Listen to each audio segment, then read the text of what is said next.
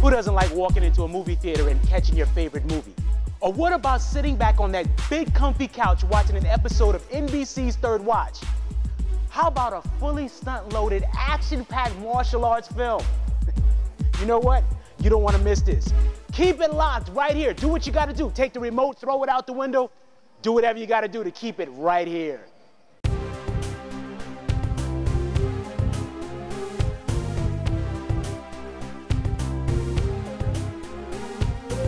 This is a level, the shorter level. Your way of thinking about life eternal. Another message, and you can test it. And set that it's going global. It's just a chance for you to see that there's more than what you see. There's new life abundantly. Yeah, it's the knowledge factory.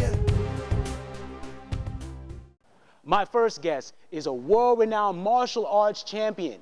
She is recognized as being one of the best female martial artists on the big and little screen. Cynthia Rothrock and I sat down and we talked about that. Take a look at this.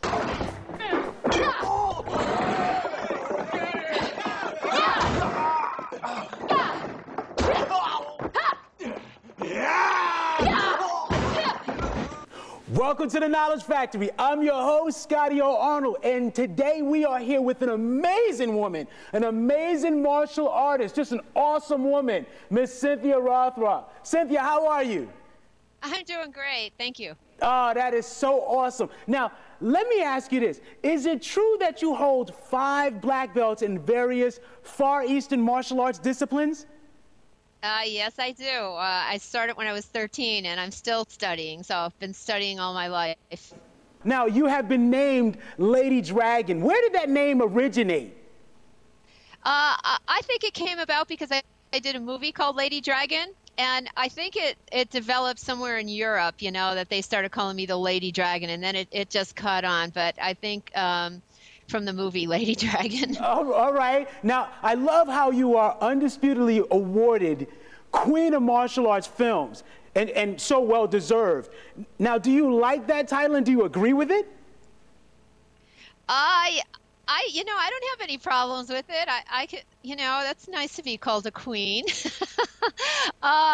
You know, I like it because it's from the fans that they've gave me that title, and it's very respectful, and it shows me, you know, how much they like what I do and like my martial arts. So I'm honored that they have given me that title. Let me ask you, Cynthia, what are the many disciplines you study, and do you now teach them as one style? Yeah, my first style was Tung Sudo.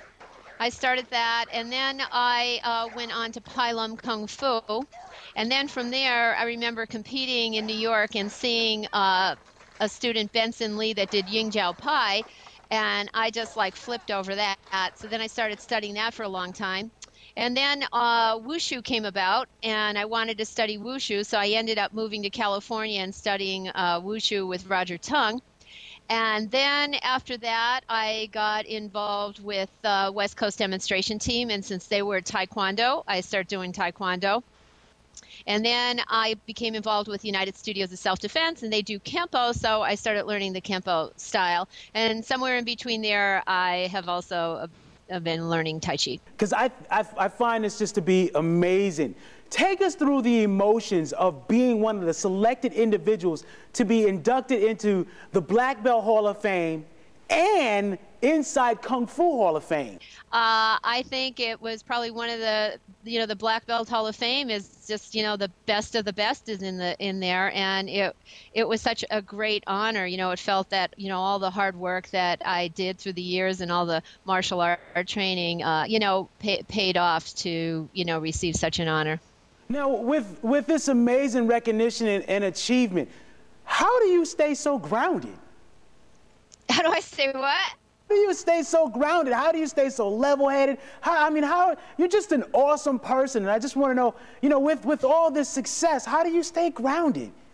I think a good family, you know, my family background, where I grew up, and, you know, the morals that my parents raised me with. And, I know other people that haven't stayed so grounded because they've been in, but you know what? It's just a job. You're just doing a job like everybody else. You're a normal person. You're not any better than anybody else, and there's no need for that kind of, attitude. And I'm just like me, I don't put on any airs. It's like, what you see is what I am. And, I just, tried to be the best person that I could be all the time. Thank you for stopping by the Knowledge Factory. See you next week.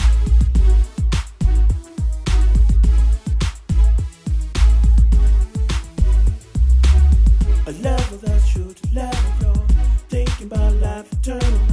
A message and you can test it and accept that it's going global. It's a chance for you to see that there's more than what you see. What are you looking at?